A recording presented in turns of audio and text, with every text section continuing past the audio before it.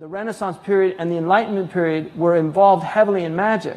And you can study this in the history of it. They were very interested in alchemy, and all of these sciences came out of these occultic sciences. So there's a relationship between very, very sophisticated sciences and magic. That's the point.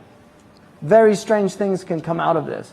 So there's a lot of magic going on, right? And a lot of people are literally under what I'm trying to say is that, because it's very difficult to understand this properly. A lot of what's happening today is in this realm, and it's very difficult for people to understand this. But when you study it, what you find is that a lot of the people involved in mass control are actually heavily involved in this science, and that's what you find out when you do the research. Many of the people that are involved in film, many of the people involved in music, many of the people that are involved in newscasting, they know how to manipulate the minds of people. And whether it's done with this type of magic or simply with the power of technology and the higher magic, the result is the same. You get people that are as if they're possessed. And this is why it would be indistinguishable. We've got kids that are stabbing children. We've got people that are just shooting people and not knowing why they're doing these things. And this is coming out of a culture that is really, really profoundly disturbed in its essence, because no civilization that was healthy would produce the type of games that they're exposing these young children to. No civilization that was healthy would produce the type of films where the main character tortures people and chops off their fingers and their hands, or slowly tortures them to death. Muslims would have never come up with these type of ideas, because their culture is not a demonic, dark culture. It's become demonic and dark because of a lot of madness that's happened in the Muslim world. I mean, there's a lot of demonic, dark things going on, and these people are really. Dostoevsky called his book about the terrorists the possessed, and in one translation it's called the demons. I don't know the Russian word for it, but he certainly understood that there was something demonic involved in this. It's difficult for people to deal with this stuff, but when you actually find out about the characters that were involved in producing a lot of this technology, and you read the history of it, you find that they were really involved in a lot of these things, which is very strange. And when you see the result that these things have on people and the effect that they have on them. So Arthur C. Clarke, who said that advanced technology becomes indistinguishable from magic, was involved in magic. He was involved in numerology.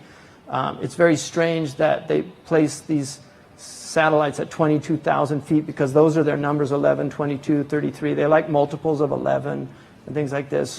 But these things are real, and jadoo, whatever you want to call it, it's real. And I'll tell you something just personally. For me, I didn't really give a lot of this credence, because I wasn't raised like this. I mean, my father was a college professor.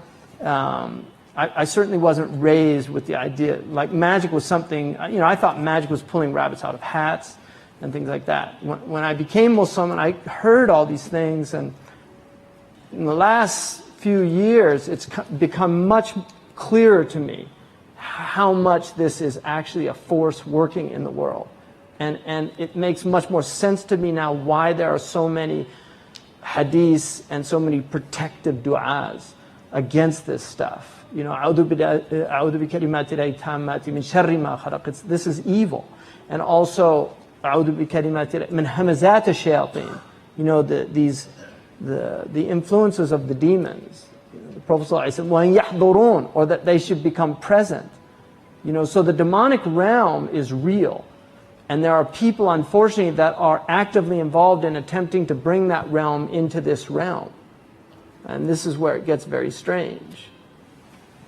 And they're certainly into numerology. It's a big thing with these people. So he's warning us and saying that this is madhmum. So that's a harmful knowledge. The second reason he said is that is harming other people. So the knowledge is used to harm other people. We've got pedophiles, we've got rapists, we've got sociopaths, and these people are demonic people. And Imam al-Ghazali says that they've actually given the shayateen al-jinn a rest. Like they're doing so much work now, the shayateen al-ins, that the shayateen al-jinn are just kicking back and watching it all happen. So there's a lot of demonic forces. Now, whatever you want to call this, if you want to call it magic or whatever you want to call it, these are terms for phenomena in the world. That's the point.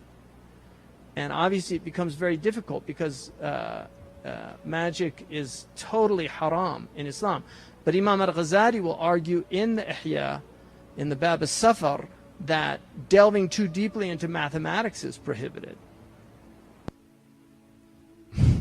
And I know a lot of people have problems with that, but if you look at a lot of what's happening on this planet that's so destructive, it's because of this knowledge that has come out. I mean, Muslims use mathematics for very positive things, like building buildings and finding the Qibla and determining the prayer times. They would never have used it to build bombs that could annihilate whole populations. So now we have to deal with the fact that, you know, the men that invented the nuclear bomb were all, you know, wizards, really. I mean, they were wizards. And some of them were involved in black magic. This is simply a fact.